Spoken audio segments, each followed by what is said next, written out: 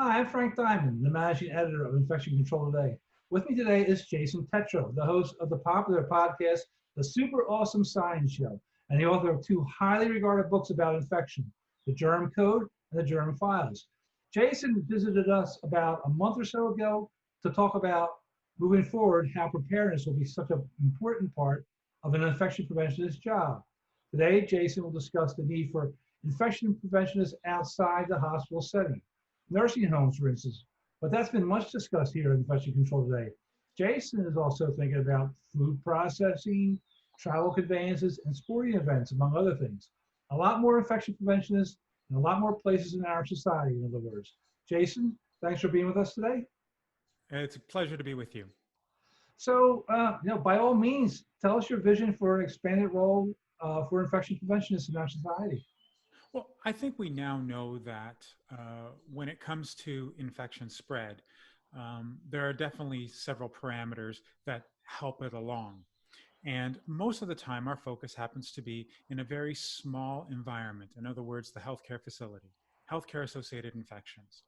But if you were to all of a sudden take a much larger view, sort of zoom out so that the lens can look around, what you actually find is that hospital infections, healthcare infections, happen to be really just little clusters within a much larger community.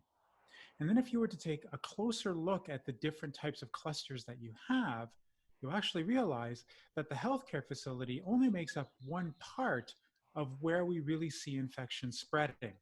And thankfully, the COVID-19 has given us that ability to see it clearer than we've ever seen it before. And when you look at it from that perspective, then what you do is you start to see where infection prevention and control guidelines really do need to be implemented, and sort of following through that route where we need those infection preventionists. Have you seen any migration in that direction so far, or is it still too early? I think it's interesting that when you start looking at these other environments, we don't call them infection preventionists, we call them nurses. And I think it's rather amusing because while nurses have a very important job, it is also beyond the scope of what infection prevention control happens to be. And so if you were to put or load these tasks, these duties onto these individuals, you may end up actually taking them away from the most effective form of care. You may also inadvertently reduce the quality of that care by simply putting too much on one person's shoulders. So what we really want to do is start looking at how we can take those duties that are right now in the hands of nurses and give them to people who are specialized in doing this particular type of job. Now, granted, they also may be nurses, but at the end of the day, if you can make sure that there's somebody in charge of taking care of infection prevention control, then you're making it a much more effective system overall. I know a lot of infection professions, in fact, do have a nursing background, and Mm-hmm. there is some discussion in the states, especially you're based in Canada, by the way, right? Yes, I am. Well, just wanted to, okay. There is some discussion down here in the states about infection preventionist certification. Not all infection preventionists have to be certified. Um, Sounds like you're saying that maybe they should be certified, but I don't want to put words in your mouth. Well, I think what you're doing is opening up the idea that maybe you don't have to have a background in healthcare to be an infection prevention and control expert. And that's absolutely true. And we know this because there are researchers who are infection prevention and control experts, including myself. Uh, but what you may want to do is start looking at how you can incorporate the average ordinary person who happens to work in these environments and give them that opportunity to be that infection preventionist. Now, granted, what that's going to do is it's going to require some kind of certification, some kind of training, much like we do with CPR, defibrillators, that type of thing. And that will require proper courses, proper training, and of course, tuition or some kind of fees to go with that. So not only does this necessarily provide us with a means to be able to improve infection prevention control, but it also may also provide a business model whereby we can expand upon this particular type of experience or expertise to a much wider community. And the only caveat that I would like to say is that we have seen accreditation being used in hospitals. And I remember during MERS being in another country where it was essentially being, it was an epidemic status. And what we found was that rather than following proper infection prevention control guidelines, they pointed to the fact that they were accredited as a hospital and that that was going to be what saved them. It didn't, and we did see outbreaks. So we have to be absolutely sure that accreditation means that you have the expertise and not simply that you've taken a bunch of courses, paid the money, and got your piece of paper. Forgive me if I'm wrong, but I think you alluded to this. You're a layman really who dove deeply into a certain topic that you became a well-regarded expert in the field. Is that a fair summation of your background? I know your background is Well, extended. I'm basically a blood-borne pathogen and immunologist by training. I trained And you. so the majority of the work that I did up until probably the mid-aughts was focused on things that had nothing to do with infection prevention and control. But then what had happened is that in the very late part of the 20th century, we started looking at how pathogens are experienced by individuals. And what we found was that the household was actually one of the big hotspots, one of the big clusters where you could see spread. And what that did is it gave us an understanding of the transmission dynamics that occur. And in order to study that, you had to really go into a place where transmission dynamics are happening on a regular basis every single day, and that's healthcare.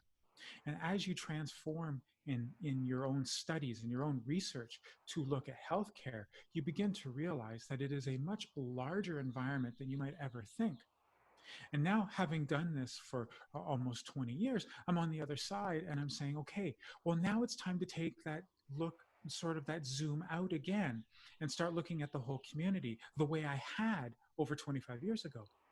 And let's just see how we can use what we now know from infection prevention control in the healthcare environment and put that into use in other places. And as we've talked about both in the previous time and now, you're realizing that I'm taking a much more global perspective on the local work that has been done within each and every individual healthcare community, and also through associations such as APIC and here in Canada, IPAC. If I understand you correctly, if I understand what you're saying correctly, what you're saying is something pretty controversial. You're saying that you don't necessarily need to have a nursing background to become an infection preventionist, possibly in the new post-COVID-19 world. That's the way it's going to go. Is that a fair paraphrase of what you're saying?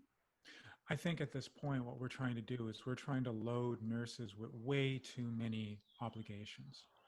I think what we need to do is we need to be able to take that ability to oversee infection prevention control and provide other people with that capacity, that competence. I'm not necessarily saying that you don't need a nursing degree. What I am saying is that if you happen to be working in a meat processing plant, you may want to be able to choose someone who is an inspector who actually understands that environment and give them the appropriate training. You might be able to give somebody who is working in a mall or another place where you have mass gatherings and start looking at how they understand the whole concept of retail and give them the infection prevention control training so that they can then incorporate that. And of course, when we talk about travel, we always are talking about the conveyances. And who doesn't know that a cruise ship is probably more likely to have an outbreak than many hospitals? And so, in that context, you might be able to bring in healthcare professionals to be able to do the job. But it may also be in your best interest to have the people who understand the workings of a ship inside and out have that training. So what I'm hoping that we can do is realize that in every one of these different environments where there is a possibility for clusters, that we can then train the people who are most likely to have that leadership role. And yes, by default, that means in healthcare, nurses do have that leadership role. And the more that we understand that, the better we're going to have a healthcare that is far more um, uh, safe than what we've seen in the past. And I mean, over the last 20 years, we have seen that. We just need to continue that. And the people, infection preventionists, will have to be the ones who are training the person on the factory floor who has been appointed the infection preventionist for that factory or Exactly. for that mall or for that movie theater. Yes, and Uh, we already know from train the trainer programs that this can be work uh, that this can be done effectively. And I think what we need to do is start looking at how we can incorporate that to a much wider scope of audience so that we can start getting people trained in a way that they can then provide that type of training to a much larger group that may not necessarily understand or appreciate the importance of a nurse, but might an inspector or a captain or some kind of person who is in charge of retail sales. you use the allegory of CPR. You know how people are trained for Mhm. CPR in different factories everywhere. Every place tries to have somebody who knows something about CPR and how to use the defibrillators and that sort of thing on the premises. So I guess you're envisioning something like that. Somebody with a rudimentary idea of infection prevention, not necessarily an infection preventionist or infection prevention expert, but at least somebody who knows what to do in an emergency, how to spot an infection prevention problem, how to spot a hot spot brewing possibly, knows when to call the experts in. I know with CPR, one of the things that they teach is when do you call the ambulance? Yeah. And I think what you're getting at is sort of the second phase.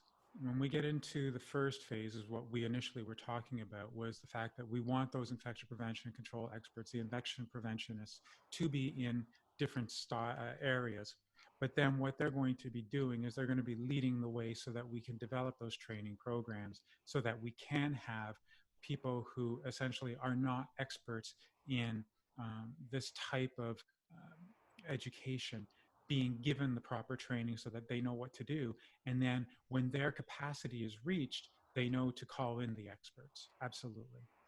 And where do you see this happening? I mean, do you see it happening everywhere and anywhere possibly after COVID-19?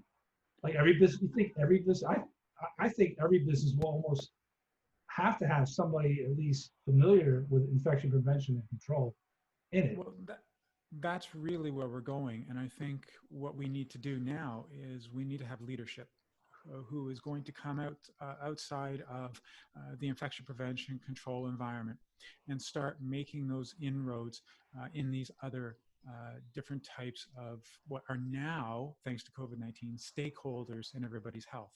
And I think that's the most important thing you have to realize is that because of this pandemic, we now understand everybody who happens to be in charge of a conveyance or a sporting event or a mall or a food processing plant is now a stakeholder. We need to start creating those liaisons. And once we have those liaisons in place, we can then start developing models so that we can start figuring out how to either bring those expert infection preventionists into those environments. And then subsequent to that, we then want to be able to train other people. Or the other option is simply to have a group of infection preventionists who essentially are on call and can help any kind of environment. Essentially, the same way that we see environmental cleanup crews. You don't have an environmental cleanup crew at every site, but what they do is they have standby locations.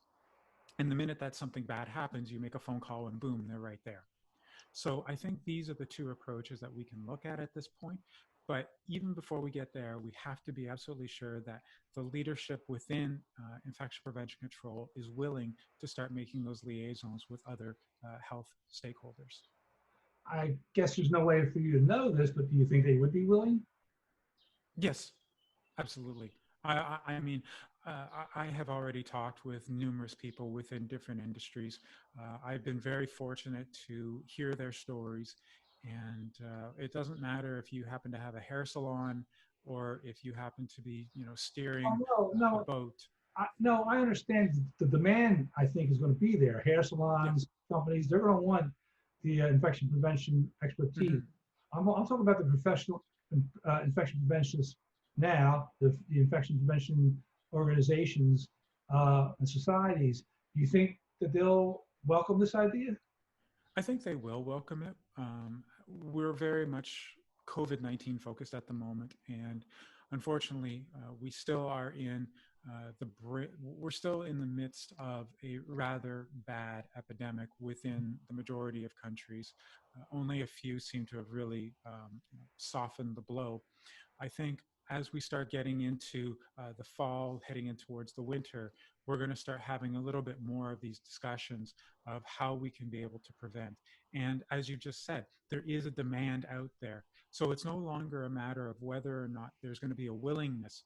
It's really going to be the entrepreneurial spirit, if you will, that comes from those who are in the infection prevention control community who understand that there is a way of being able to improve the quality of care and health in areas that are not healthcare oriented, and potentially business as well. Anything you'd like to add about this topic, the topic of infection prevention migrating into other industries and other facets of our life? Yeah, I think the only other thing I want to say to that is we now have been in a situation where we have seen a pandemic essentially spread through. And this isn't the first time that we've seen a pandemic. We have had pandemics in the past, but we've never really learned from them.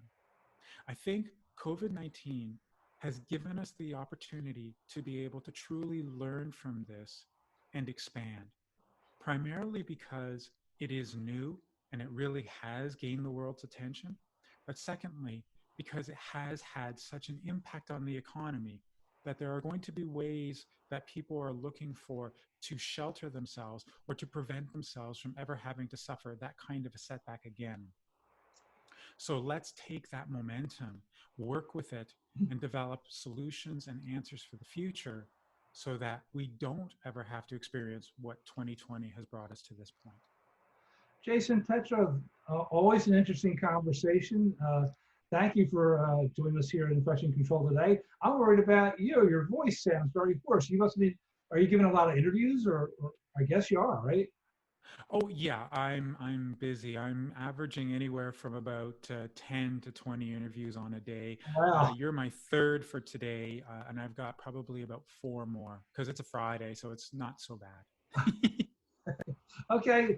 They're very much in demand. Jason Tetro, thank you for visiting Infection Control today. It was such a pleasure. Thank you so much.